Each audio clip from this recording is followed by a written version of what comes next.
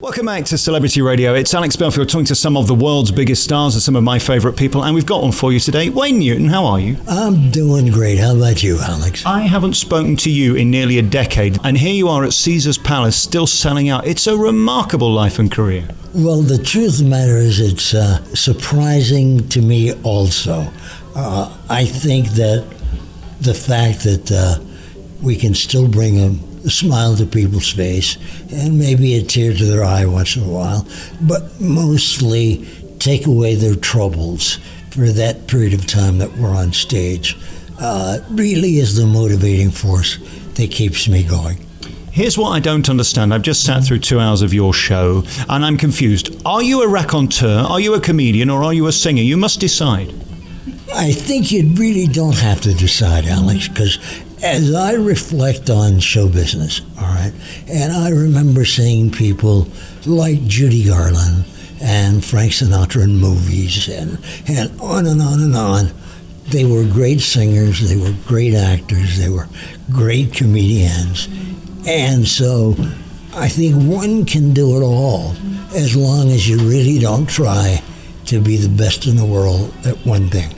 What I loved about tonight when I sat there in the barge here at Caesar's Palace is when that drum roll starts and the lights go down. I was back in 1965 Vegas where we were in the presence of a legend, and it was exciting. It's so hard to create that in a room, and you do that nightly, don't you? Well, I really don't think about it, and I think that maybe that's part of the reason that happens. Obviously, what we do is not unlike beauty. It's in the eyes of the beholder.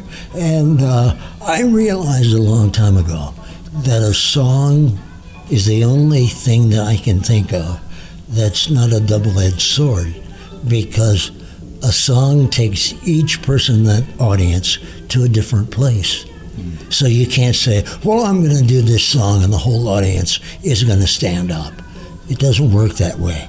And so the trick, if you will, and trick is probably a poor choice of words, the object is a better choice of words, is to bring everyone together in a mood that they can still go anywhere they want to with the song, but they still realize that there's something that brings them all together at that moment. They've granted me a 3-hour interview tonight. We haven't got time to talk about the people you have worked with, so let's talk about those you haven't, because it would be quicker, wouldn't it, really? I can't think of anyone I haven't worked with.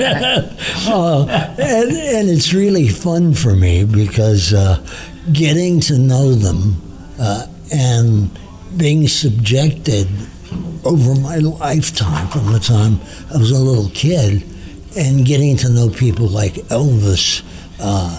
Now, of course, everybody has their cell phones. They can take pictures. I realized how many people that I met that are great stars that it didn't even occur to me, could I get a picture with them? And I think if I have one regret about yesterday, it's that one. Wow. When we look back at your catalogue of work and music, one of the things that's interesting is the importance of England in your career, and throughout the show it keeps being referenced. One of the seminal point was the Palladium, and isn't it interesting, just today Madonna announced she's going to do a residency at the London Palladium. It's still a powerhouse theatre, and of course it was so important at the beginning of your career for an international global audience. It truly was, and I remember walking backstage at the Palladium, and I remember looking at the wood, and I am an antique buff, and I loved, I said to my manager at the time, this door isn't a part of anything, do you think we could buy it? Simply because I wanted to be able to touch it, because I know who has played that theater and what it has meant to my career and what so many of those artists have meant to that theater. And when I played a nightclub in London called the Talk of the Town, I had in the audience the Beatles before they came over here. I had Engelbert Humperdinck before he came over here. I had Tom Jones. So when you talk about Great Britain having its effect on me in my career, that's an understatement. Because meeting those people and then seeing what they became has been an absolute joy. We're going to talk about Vegas a bit more in a moment, but I wonder what it's like watching clips of you some 50 years ago and seeing that young man with all that energy and all that talent and enthusiasm every night. It must be thrilling because it's like looking at your grandson, right? Well, it's funny because time is not something that I've ever concentrated on. When people say, "Oh, how old are you?" I have to stop and think about it because I don't really care. I'm doing what I love doing. I've done what I've loved doing all my life. And then to look at those clips, I remember them like they're yesterday. So I really don't see that younger man out there doing his thing and hoping it works. I remember the setup to it. I remember how many times we had to do it to get that shot. And so time has never been something I've concentrated on. I must ask you the question, how are you? Because you've just been off for a couple of weeks because you had surgery and it was all over the news. I mean, when Wayne leaves town, it's a big story here and people miss you. And now you're back. How are you? I'm fine. I'm hurting a little bit, but the hurt is very interesting because it seems to go away on stage. And I think it's because of the energy and the love and the acceptance that the people out there bring into the room with them without even realizing it. And so it affects me so totally that the pain is kind of gone when I'm out there. When I move a certain way, it will affect me for a moment, but I then just kiss it off and go ahead. Because the look on people's face, and like tonight, the lady who was crying ringside, was so moving to me that it's tough not to get a tear in my own eye. And of course the meaning of these songs, you end with My Way, the most famous song in the world by Paul Anka, performed by Sinatra, who of course was your friend. I mean, it's amazing to me as I sit here looking at you to think what those eyes have seen. I mean, celebrities back in your day were megastars. It was a wonderful time to be part of show business, right? Well, without a doubt. I mean, when I reflect on those years and those people, and many of them are clearing the way for when we get there, I realize what they meant to the world, and I realize what they mean to the world today. If there's anything that's lacking in the younger generation of talent that's coming up, it's discipline. And when you think of those people and that time and era, we all did 2 shows a night, 7 nights a week. I think my record was 35 weeks without a day off.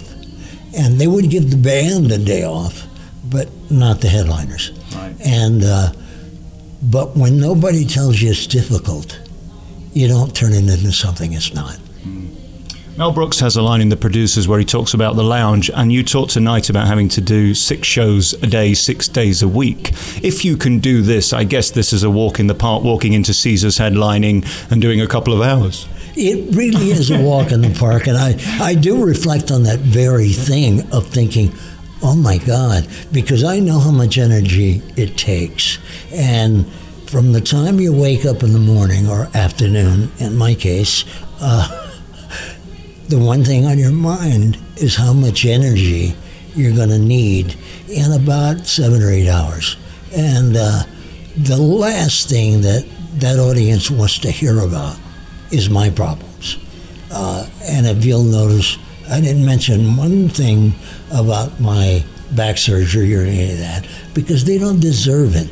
They have worked hard, spent their hard-earned money to get away from politics, to get away from religious fights, to get away from fights with their mate, maybe even. And so they don't deserve to hear my problems because they've got their own. So the thing that I learned from my predecessors over the years is the last thing in the world you want to be to that audience is another problem. You're so classy and you've lasted so long. You talk about not talking about your problems, but the warmth is extraordinary and the fact that they care about you. Interestingly, tonight there were more people in the room who hadn't seen you than had, but those who had love you. That must be a great feeling.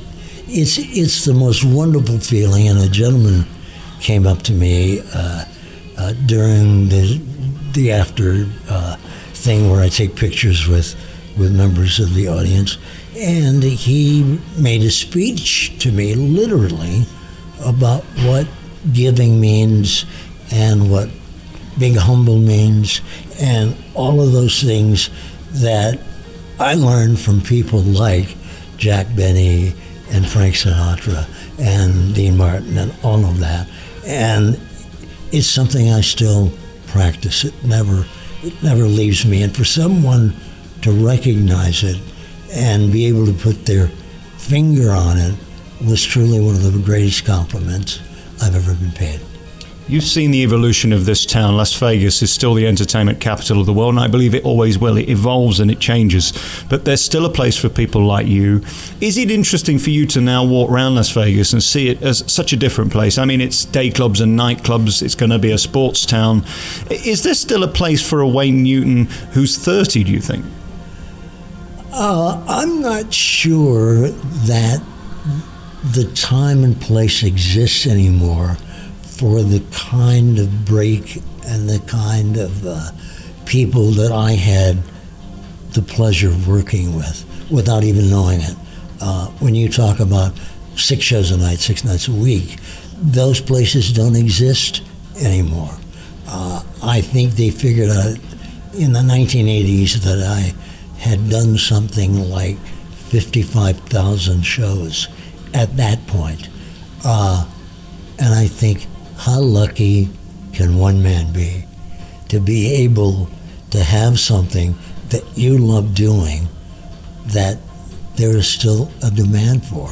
And so when people talk to me about, well, have you thought about retiring? Be serious. Retire to what? You know, I love what I do, and I will do it just as long as I can bring that smile to people's face and mean something to their life. My dearest friend, when he was asked would he ever retire at 91, said, you only retire to stop doing what you don't want to do what you do want to do, and I'm doing what I want to do, so no is the answer. Now you say that again one time real fast, okay? That was, and it was so true. It was so eloquent that I wish I had said it. You can have it. It's your gift. Okay, it's a deal.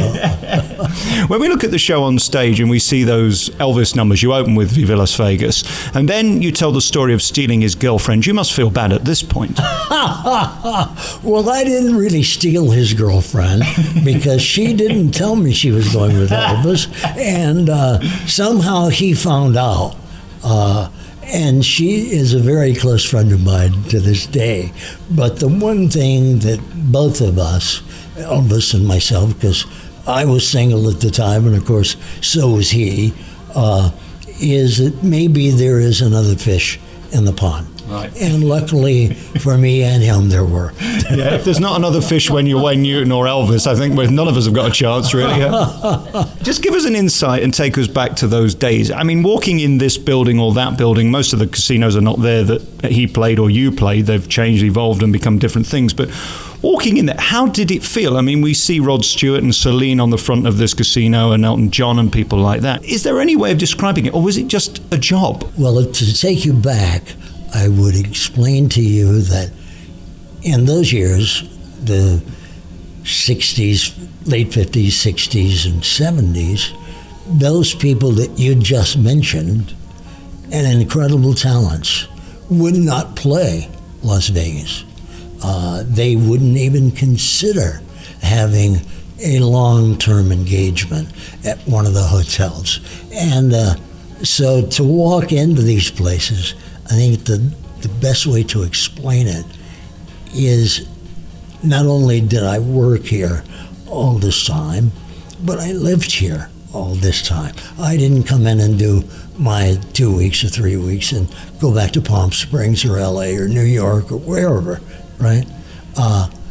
So when I see what has happened, where those kind of talents are coming here for long-term engagements, and for the most part, they buy homes here too. I think that speaks volumes about what Las Vegas has become. After the terrible shooting that was here, that spoke volumes to what the people who live here are like. I went to the hospital to see a lot of the survivors, and in walking through the room that the families were in and waiting to find out how their family member was, there were local people who brought food, who brought blankets. I saw a guy loan his car keys to one of them whom he had never met, and said, instead of sitting here, take my car and drive around and take a look at our town. The town has evolved in so many ways, and with that kind of evolution, of course, there are things that you wish didn't happen that happens in any city. But the people who live here are a rare, rare breed of people. And I didn't want that particular terrible incident to actually give any kind of credence to what kind of people live here. Help me with this. I was there that day, that night. How do you go on stage the following night? I wonder what goes through your head, because you can't deny what's happened, but at the same time, people have come to be entertained, and that's always the duplex with an entertainer, isn't it? You are there to entertain. The show must go on. Well, I think that you just hit it on the head, because there were shows that canceled the entire week. I grew up with that attitude that the show must go on. I lost both of my parents on opening nights of Las Vegas. I was at different hotels both times, but they were opening nights. And I realized that I needed that myself. I needed to walk on stage and make sure that I overcame the grief and the hurt that I was feeling. And so I knew that the audience had that same feeling. And the worst thing that could happen is to walk out on stage and remind them of what just happened. And the warmth you get, is there any way of describing the catharsis on a bad day when you have a poorly back or something horrible's happened, that sort of sea of warmth, that tsunami of grace that comes towards you, and they've paid to see you? And by the way, we should say you have one of the most expensive tickets in town, and people are delighted to pay it. There are people who perform here for free. You don't, and you don't have to. That's such a compliment to your talent and also your legacy. Well, I thank you for that. I so many times reflect on when I came here, Mr. Sinatra, and the five, Frank, Dean, Sammy, Peter Lawford, and Joey Bishop, right? And they were appearing at the Sands collectively. And the cover with dinner was $5.95. So it shows you how the town has changed. And every night that I walk on stage, I realize that those people deserve the best that I can give them. And if I can't do that, then I should get off the stage. I think the greatest compliment I can pay you is you looked like you wanted to be there, and that's so tough when you've done it a million times. And the sparkle in your eyes and the joy on your face when you walk out through that audience, I know it's reciprocal, they're happy to see you too, but that's such a rare thing. You do know that, don't you, that a lot of people in this town and others touring around the world, in London, wherever, Broadway, are bored to be there. You still have that energy and you still have that fight to entertain. That's miraculous. Thank you very, very much. And I, of course, have come in contact with the kind of people you're talking about who want a curtain from their dressing room to the stage so no one can see them until they hit the stage. I don't get that. I don't understand it. But God bless them, and I wish them all the best. It's not my style, and it's not how I feel. One other thing you said tonight that I just loved, and it's somehow I feel at the moment, is the world is so safe now and so scared of saying anything. And we're all so paranoid, and we've all got this problem and that problem. We're all too busy Instagramming our own face 72 times a week. Again, just to sit in a room and enjoy, this is a real pleasure that people have forgotten. We've got to go back to that. People need to understand what it is to laugh and not to sit there making comments and judging it. It's a joke. And you do so many of them tonight. Great jokes as well. Thank you very, very much. And of course, my wife is an attorney, right? And she will say to me when we get home, you said something tonight that you could get in a lot of trouble over. And I said, what? And she mentioned it. And I said, look, if there is anything that people need, it's that. It's the fact that I don't have an axe to grind. Okay?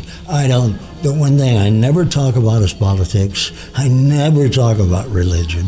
I never talk about those things that hit that special part of your heart that you become aggressive. And if I would give any credit to anything that I have done in my life, it was that people do understand when they watch my show.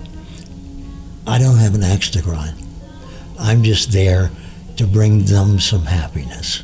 And if I've said something offensive, I apologize. It was not intended to be that way. I always say you take offense, you don't give offense. That's right. That's right. However, one question from the show, these little blue pills you speak of. Now, what are these? Should I Google them? Well, the truth No, please. Luckily, I don't know, Alex. I only know what people tell me. And one thing that I also don't do is I don't go to Greenwald's. Right. I don't think anybody does, do they? Congratulations on this show. It's part An Evening with Wayne Newton. It's got your wife who does this beautiful thing, and you don't reveal that till the end, which is really clever as well, that this beautiful chemistry between you is only revealed, and then the audience are, wow, some know, some don't. And then, of course, you sing and you comede and you bring back to the stage the legend of Las Vegas, and there's no better casino for you to be at than Caesars. You deserve your stage. Wayne Newton, thank you so much for your time. God bless you, and thank you, and thank all of you.